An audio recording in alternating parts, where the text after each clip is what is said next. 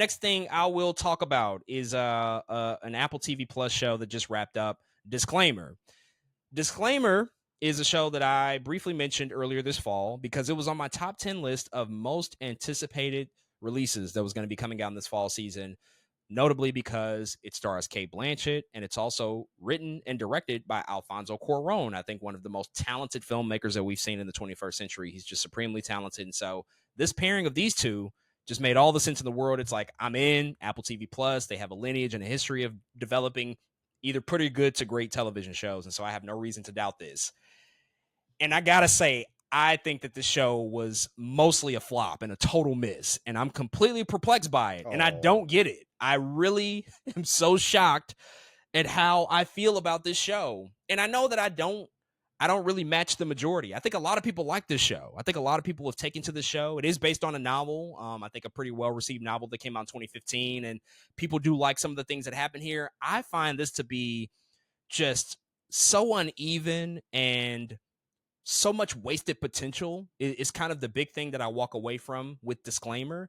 Quick synopsis about the show. Cate Blanchett, she plays a documentary journalist, and she basically discovers that she's a very prominent character in a novel that essentially is about a revelation of a secret that she's tried to keep hidden from her past. Essentially, she had a relationship with a young guy 20 years ago. She's in her 50s, and so 20 years before this, she meets a guy on a beach on an island. They develop this like short-term, very hot sexual relationship.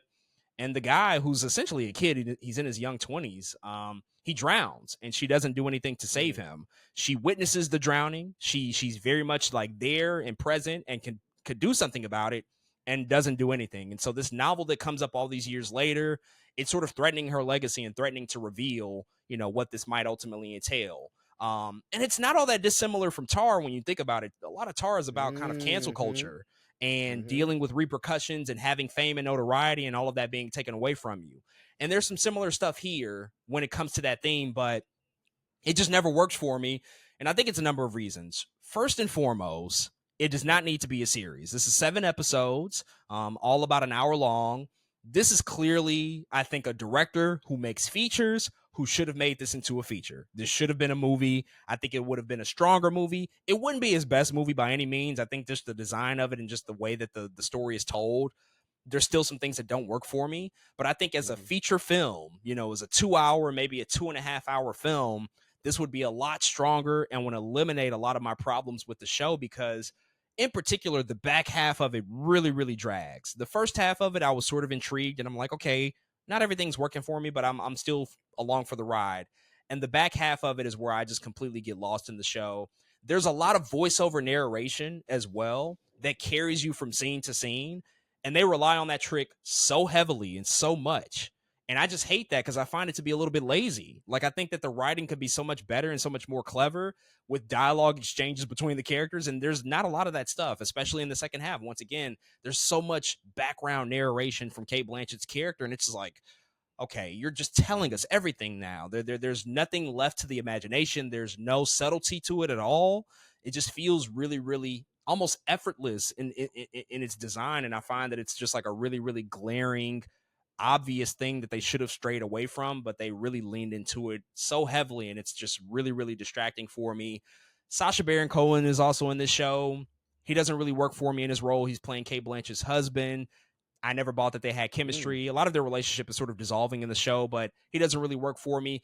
Kevin Kline is in this show. Now, Kevin Kline is so talented, and he's such a great actor. He's opposite of Cate Blanchett, but I just don't think he works here at all. He has to have this really, really bad British accent that just does not work at all ever in the show. His character is sometimes just cartoonish. Very, very weird motivations at times, very confusing motivations. Like he's sort of the one that's been wronged in this whole thing, and so he's on somewhat of a revenge mission here. But I just find some of the decision making and some of the choices that he made, it just doesn't register, and it just doesn't make sense to me. And it just ultimately just didn't work. The whole series, the performances were off. The story, at times it was kind of compelling, but it also was like, this is really ridiculous. This would never happen. And last but not least, there's a twist ending that's supposed to work, and it's supposed to recontextualize everything, and it's supposed to, I think, make you appreciate the show and the journey that you went on. And it just didn't work for me. It just did not work. And this is now the third show in a row that I've watched on Apple TV Plus where this has happened. There was Sugar with Colin Farrell. There was Presumed Innocent with Jake Gyllenhaal. And now Cate Blanchett. All with these fucking twist endings that never work. And then I'm like, wait a second, Apple, don't fall into this trap.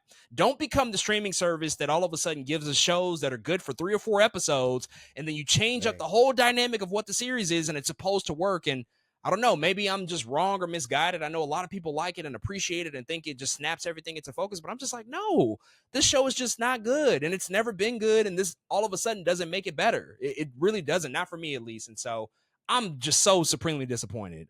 Even Cate Blanchett, like, she's always good, and there's times she's good in this show, but like, it's not even noteworthy. It's not even like worth even calling out because the show just never landed ultimately. And so I'm disappointed. There's no other thing I can say beyond that. I don't know what comes next for Alfonso Cuarón. He'll be fine. I'm sure he'll go back to maybe doing a movie, but this needed to be a movie as opposed to a limited series. It did not need to be 7 episodes at all. It did not need to be on Apple TV Plus. And so hopefully can just wish for better for the next effort. Dang, disclaimer. I was so excited for this show. Man, talk about terrible back-to-backs. If Borderlands disclaimer. Ooh, Kate. I'm so sorry. No, it's a bad stretch for sure. I'm so sorry. Yeah. I apologize. Like you said, Alfonso Cuarón will be fine. He's a beast. And so yeah, like you said, it probably would have been way more interesting if it was a movie. I don't know why, just not make it a film. Especially that's what you do. He is a film director, right? You don't say he makes movies and not shows, and so I don't know what the thought process was here to just switch it up all of a sudden. But yeah, I just go back to the cinemas, my guy. I would rather see you there. It seems that's happening more lately, like. The back and forth, like, I'm going to do TV, then I'm going to do a movie, then I'm going to do TV again, then I'm going to do a movie, Well, here's the thing. I think a lot of these filmmakers, even actors too, this all goes back to Red One. Once again, these streamers, they don't know how to say no. They take what they can get because they're about subscriber growth and there's shareholders and stock prices being up. And so when you see a big sexy project with Cate Blanchett and Alfonso Cuarón, Academy Award winning prestige play, or you have a huge blockbuster hit with The Rock and Chris Evans, like, they're not saying no to these prominent figures in Hollywood. They're bringing these packages to them, and they're like, yeah, this is going to be great for us. People want to tune in for that. They'll sign up for that. That's really all they're concerned about. Whereas, and I say this, on this show sometimes too, sometimes studio interference is good, but you can only really get that if you work with a Hollywood studio. That's what, working with, sometimes, not all the time, because it's gone overboard. We've seen it happen, but sometimes having studios and executives and people that brand control and brand manage to have that input is useful, to have that sounding board, to have them say, like, well, maybe that's not a great idea. Maybe we should rethink it this way. But I think a lot of these streamers, they don't tell these people no. Like, Apple's not telling Alfonso Cuarón no, just like you said earlier. Amazon's not telling The Rock no to anything. So it's just like, that's what you get on the other side of it. You get something that's half-assed, mediocre, and not to the degree in which it should be for these particular people. Yeah, no, that makes a ton of sense. Sigh. It sucks. I just love Cate Blanchett so much. I'm like, back to back Borderlands in this. I want better for you, Kate. I want better for you.